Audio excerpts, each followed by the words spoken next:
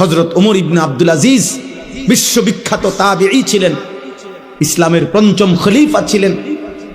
তিনি মাঝে মাঝে কবরস্থানে, নিজ পারিবারিক কবরস্থানে দাঁড়িয়ে, আমরা কিতাবে পড়ছি, কবরস্থানে দাঁড়াইয়া উনি কবরকে ডাক দিতেন আর বলতেন, হে কবর, মাজা ফাআলতা বিল আহিব্বা, হে কবর, আমার আত্মীয় স্বজনের সাথে, আমার প্রিয়জনদের সাথে তুমি কি করেছ? আমার চাচারে তোমারে কবর দিছিলাম, আমার চাচার এখন কি খবর বলো?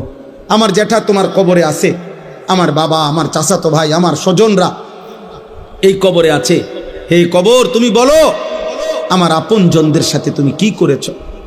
হযরত ওমর ইবনে আব্দুল আজিজ কাঁদতেন আর চোখের পানি ফেলতে ফেলতে তার সাথীদেরকে, যারা তার সাথে থাকতো, ওনাদেরকে বলতেন, জানো কবর আমারে কি বলে?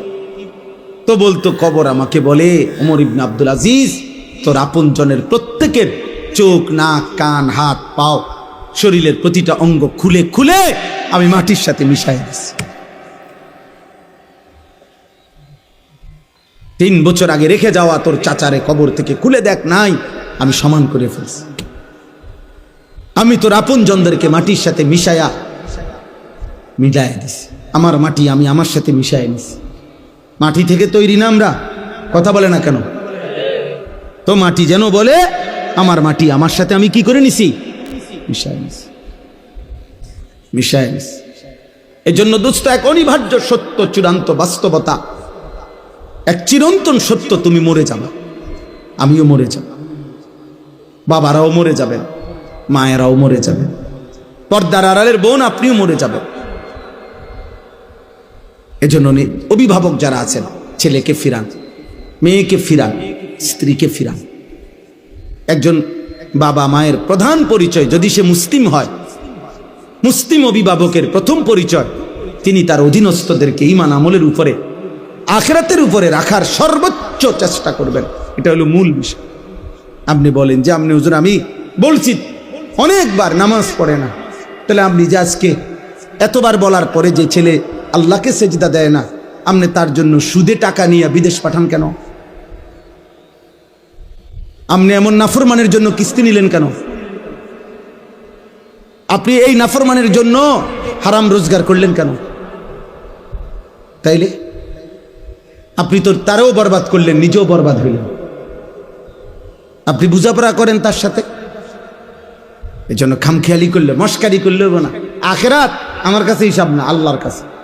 আখেরাত ওই মৌলানা সাহেবের কাছে হিসাব না, আখেরাত ইমাম সাহেবের কাছে। হুজুর কন তো বুঝি তো, আমরা লেগেই তো কন করলে তো বালাই, আসলে তো মানলে বালা আছে, আলাপ করে হেবাটা জিমা কাকা, এসব জিমানি হাসরের ময়দানে যখন টাঙ্গাইয়া ফিটবো, আপনার জিমানি যাইব না, আপনার এসব কুয়ানি কিচ্ছু থাকবে না।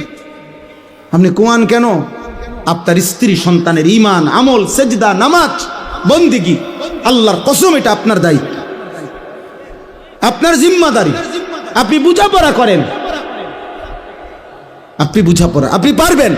আল্লাহ তাআলা বান্দার সাধ্যের অতিরিক্ত কোনো বিধান চাপিয়ে দেন নাই। এই যে আমি এখন শুনাইতেছি, এই শেষ আমার। আল্লাহ তাআলা বলেন, অতএব 1000 বার দুনিয়া দিলেও আমি সন্তুষ্ট, এটা প্রমাণ করে না। এই কথাটা বুঝছেন কিনা বলেন? তাহলে দুনিয়া প্রাপ্তি আল্লাহর সন্তুষ্টি, কথা বলেন? দুনিয়া পেলে আল্লাহ সন্তুষ্ট বুঝায় না। তাহলে আল্লাহ সন্তুষ্ট কিসে? আল্লাহ বলেন, আমি বলছি শুনেন, ইন্নাল্লাযীনা হুম মিন খাশিয়াতি রাব্বিহিম মুশফিকুন। 1 নাম্বার, হৃদয়ে যার আল্লাহর ভয়ে কাঁপতে থাকে, হৃদয়ে যার আল্লাহর ভয়ে কাঁপে, আল্লাহ বলেন আমি তার প্রতি সন্তুষ্ট। তাহলে 1 নাম্বার, হৃদয়ে যার কার ভয়? আল্লাহ। আল্লাহ, আমার আল্লাহর সামনে আমাকে যাইতে হবে। ওয়া আম্মা মান খাফা মাকামা রাব্বিহি ওয়া নাহান নাফসা আনিল হাওয়া ফাইন্নাল জান্নাতা হিয়াল মাওয়া। আল্লাহ বলেন, আল্লাহর সামনে দাঁড়াইতে হবে। এই ভয় যে করে, গুনাহ ছেড়ে দেয়, নিশ্চিত জান্নাত তার ঠিকানা। আল্লাহ কোরআনে বলেন, ওয়ালিমান খাফা মাকামা রাব্বিহি জান্নাতান, যে আমি আল্লাহকে ভয় করে, আমার ভয় যার কলিজায় থাকে, আমি আল্লাহ ওয়াদা দিলাম তারে আমি 2টা জান্নাত দেব। তার মানে তারে আমি দ্বিগুণ নিয়ামত দেব, দ্বিগুণ জান্নাত দেব।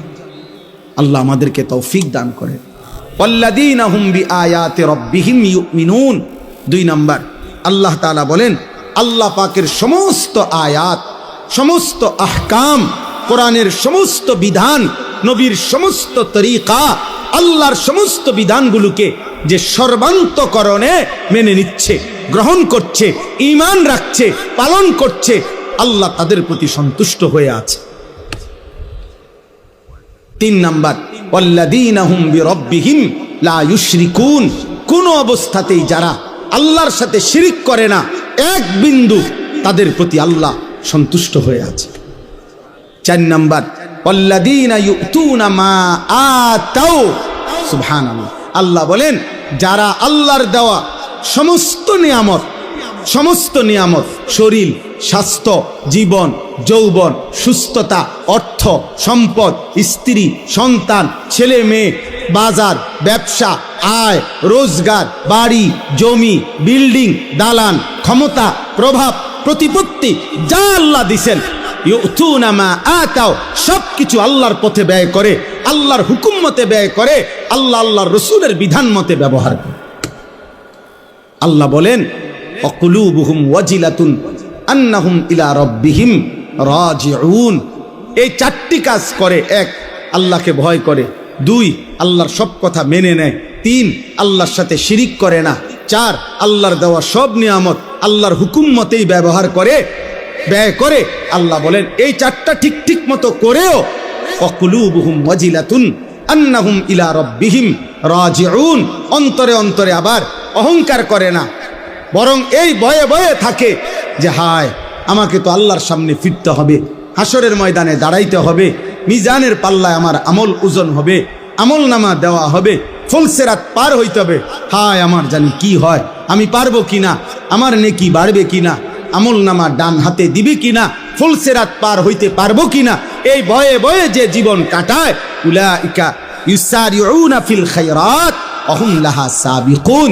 আল্লাহ বলে তারাই কল্যাণের পথে দ্রুত গতিতে এগিয়ে যাচ্ছে এবং জান্নাতের পথে পৌঁছেই গেছে।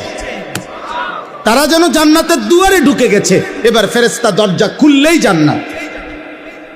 শেষ কথা হলো ওয়ালা নুকাল্লিফু নাফসান ইল্লা বুসআহা। আল্লাহ বলেন বান্দা তুমি ঘাবড়াইও না, ছোট কিংবা বড়, সুস্থ কিংবা অসুস্থ, দুর্বল কিংবা সবল, জওয়ান কিংবা বৃদ্ধ, ধনী কিংবা গরিব, শিক্ষিত কিংবা অশিক্ষিত, সকলেই আমার বিধান মানতে পারবা। কেন? ওয়ালা নুকাল্লিফু নাফসান ইল্লা বুসআহা। কাউকেই আমি আল্লাহ তার সাধ্যের অতিরিক্ত কোনো বিধান চাপিয়ে দেই নাই। আল্লাহ তাআলা বলেন ওয়ালাদাইনা কিতাবুন ইয়ানতিকু বিল হক ওয়া হুম লা ইউজলামুন। তাইলে 1 নাম্বার হলো সাধ্যের অতিরিক্ত কোনো বিধান আমি আল্লাহ দেই নাই। 2 নাম্বার, কেউ ফাঁকি দিবারও কোনো সুযোগ নাই। প্রত্যেকের আমল নামা আমি আল্লাহর পক্ষ থেকে আমার ফেরেশতারা লিপিবদ্ধ করছে। ওই আমল নামাই কিয়ামতের দিন তোমার জন্য কথা বলবে, তোমার নেকিও শোনাবে, তোমার গুনাহও শোনাবে। একটা নেকিও কম হবে না, একটা গুনাহও বেশি হবে না। অতএব বান্দা তুমি তোমার আমল নামা হিসাবেই হাসরের ময়দানে প্রতিদান পাবে, হয় জান্নাত নয় জাহান্নাম। তোমার জিন্দিগি, তোমার আমল, তোমার রাত, তোমার দিন, তোমার সকাল, তোমার দুপুর দিয়েই তোমার আখেরাত তুমি সাজাও।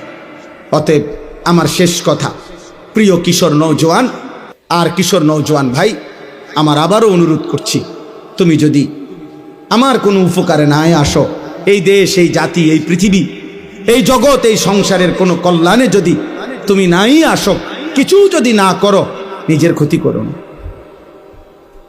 তো আগার মেরা নিহি বনতা না বন আপনা তো বন।